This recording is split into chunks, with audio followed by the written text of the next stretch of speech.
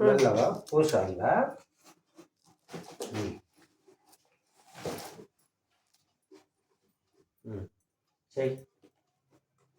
చేతులు మండుతున్నాయి అనేటోళ్ళు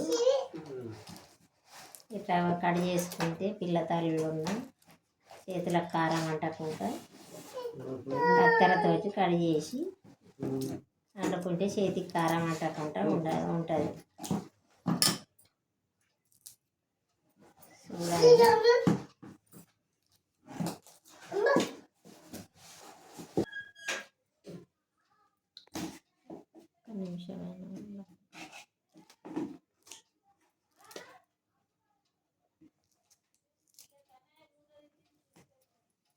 మంచిగా ఉన్నాయా? మంచిగా కడి చేసిన సొరకాయ పచ్చిమిర్చి ఇవి అన్నీ రెండు ఒక్కసారి వేసుకోవచ్చు. పొడుకు కడి చేసిన చేతికి కారం అంటకుండా ఉండాలంటే ఇట్లా చేసుకోవాలి.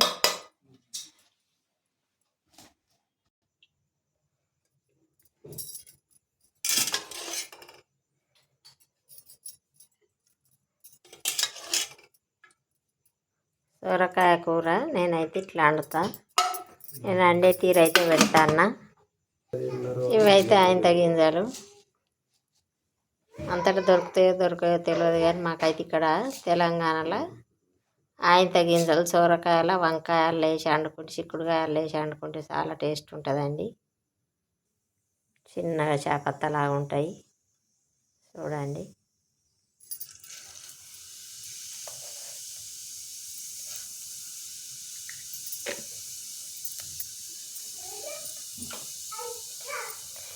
అవి తాలింపు చేసుకున్నాక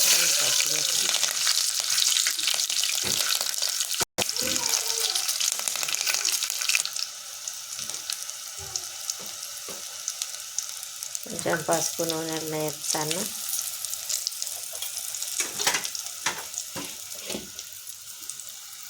ఇప్పుడు సొరకాయ ముక్కలు వేసిన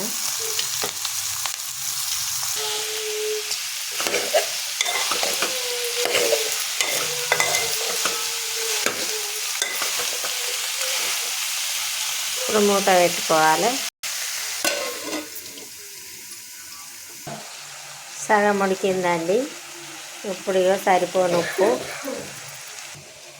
ఒక టమాటా, ఇప్పుడు ఉప్పు టమాటా వేసిన కదా ఒకసారి కలిపి మూత పెట్టుకోవాలి.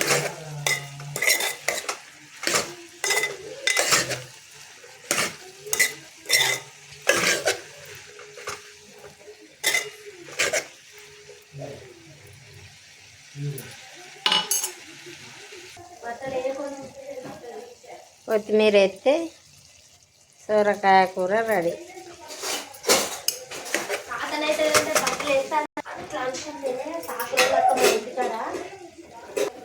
అన్నము సొరకాయ కూర.